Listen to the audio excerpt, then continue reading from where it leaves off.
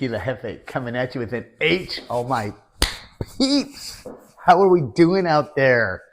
Hope you all doing well. I want to thank all of my subscribers, past subscribers, new subscribers. Thank you very much for following my channel, wanting to learn about tequila. There's a lot of people that like to that love tequila, and that makes me excited because I love tequila.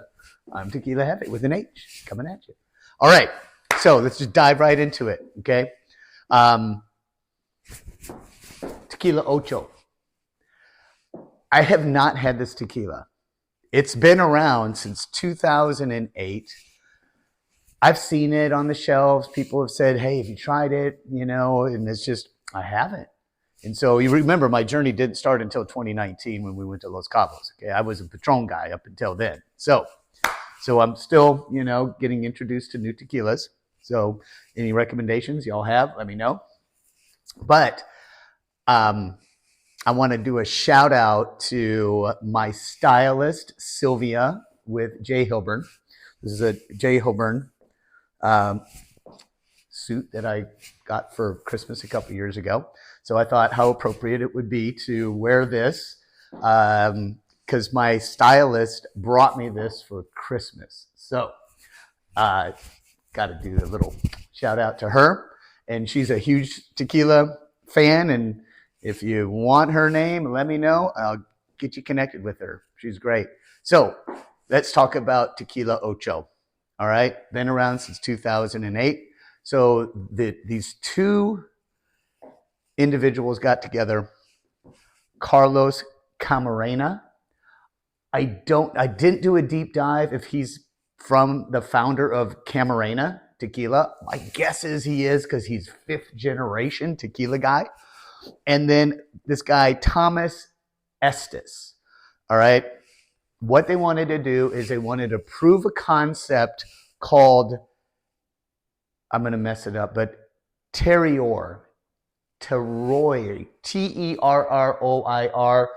Terroir, terroir. It's earth. It has to do with where you're going to. This is their concept they wanted to prove. Depending on where the agave grows, will infect the taste. Just like wine, grapes, where they're grown affects the taste. I know that for a fact. I mean, I don't think these guys had to try too hard to prove it. But the deal is with Thomas Estes. He's the guy that brought tequila culture to Europe. All right, so there you go. He took tequila culture to Europe. All right, so let's talk a little bit about the Tequila Ocho, what their process is. First of all, it's artisanal, no additive-free tequila. I'm a huge additive-free tequila guy. That's what I like. And that's pretty much what a lot of my followers like as well. So all additive-free. So Ocho already gets 2 thumbs up for that. So they do it. And they shout this out at very traditional. They use traditional methods. They cook it in brick ovens, and specifically at old brick ovens, okay? So they cook it for 48 hours. Well, back up a little bit. The whole process is, first of all, they grow the agave plant. So they're not harvesting it. They say 7 to 10 years, and the sugar content for a mature agave plant usually is around 8. So they're waiting, all right, which is good. So then they cook it in old brick ovens, one of the key things, and then they ferment it with natural airborne yeast. I'm going to come back to that, okay? Because I was like, what is natural airborne yeast? Okay, so, and then they distill it at low temps. They take it real slow, and they say that's kind of their secret sauce of the smoothness of Tequila Ocho. And then they double distill it again, all right? So they cook it for 48 hours, 24 hours of cooling. Then they crush it. They use a roller mill. So a roller mill, I've seen these, you know, it's a big mill, and it cuts up all the agave. It shreds it basically, and it extracts all the juice out of it. Then they ferment it for 100 hours, like just open to the airborne yeast, which is present in the air where they distill the tequila. Okay. Pretty cool. I might have to do a deeper dive in that. It's double pot distilled, so they do stainless steel, and then they do a small copper still as well. And then they age it in American oak whiskey barrels. Okay, we've heard that used in fairly a number of distilling in aging processes, not distilling, but aging. This distilling is in the stainless steel and the copper, but then now they're aging it in the American oak whiskey barrels. But they like to do multiple fillings to kind of not have it so strong, so it's so oaky, or even it's too heavy on the whiskey side. And if you remember, I did a tequila review, La Gritona, which also likes to distill it more than once in the same barrel to kind of take out, so it's more influenced by the complexity of the agave and the initial distilling process. So let's dive into this thing. Let's see what kind of notes we get. I've never had it, so it's still open, and let's see. It's always can be a little bit of a challenge opening these things. Hopefully y'all are doing good in this new year, and everything is going well in your world.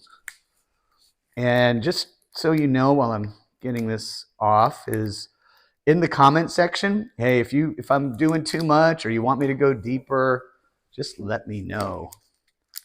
I would love to hear your all's comments, or if you think I'm just blowing smoke, you can let me know that. I take all comments under consideration. So, all right. Tequila Ocho, single estate, Anejo, very nice bottle. Nom number on here is 1474. All tequilas have a nom number, and you can go look that up and find out what other tequilas are done from the same distillery. Oftentimes, if you find a tequila you like and you see another tequila with the same nom number, it's probably pretty good. All right, so this is aged. The Anejo is aged for a year. You find some Anejos that might be aged for 3 years, but this particular is aged for a year. I already got when that popped, I already got a peppery kind of a note to it right away, which is actually one of the things that they mention is a peppery note that you get. Let's put it in a glass and swirl it around a little bit. That's usually the way you want it to do, is just kind of let it breathe for a minute. I'm going to put the lid on that, make sure we don't do anything stupid and knock it over, which I've done before.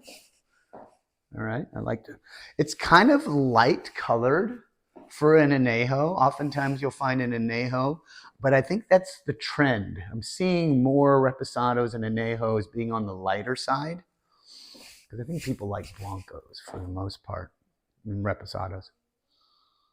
Hit the pepper right away, kind of fruity pepper. That's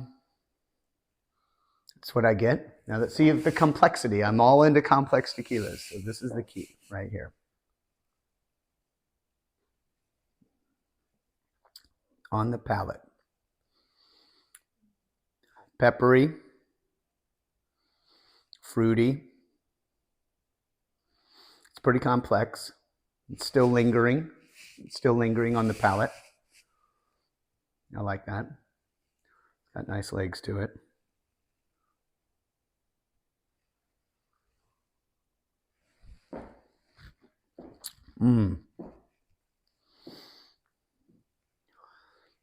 It's an interesting tequila.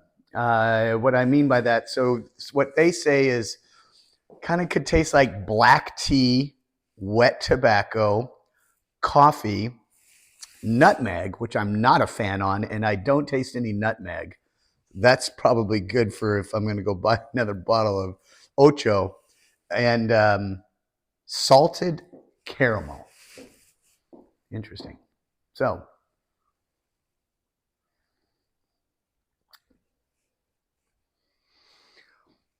I get a little hint of the oak. So this is that's what I'm getting right here. It's kind of oaky, a little bit more oaky. Maybe this is one that was in a fresh oak barrel and hasn't been double distilled or aged in one that's been used more than once.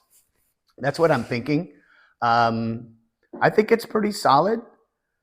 I think I have to sip it a little bit more. And I'll just tell you at the price point on this, it was a gift, but I looked it up. So just so you know, it's like $80. This is for Anejo. Good Anejo is $80. I think that's pretty good. Let me let you know one more time here.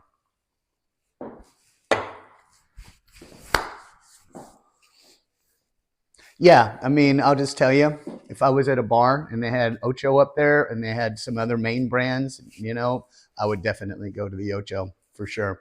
It's a good tequila, fairly complex, which I like. I'll have to sip it on a little bit more, but my review overall would give it, pretty good star. So listen, thank you again, and we'll be bringing more tequila reviews at you. Let me know if you guys like it. Give me a thumbs up. And for now, Tequila Jefe with an H is out.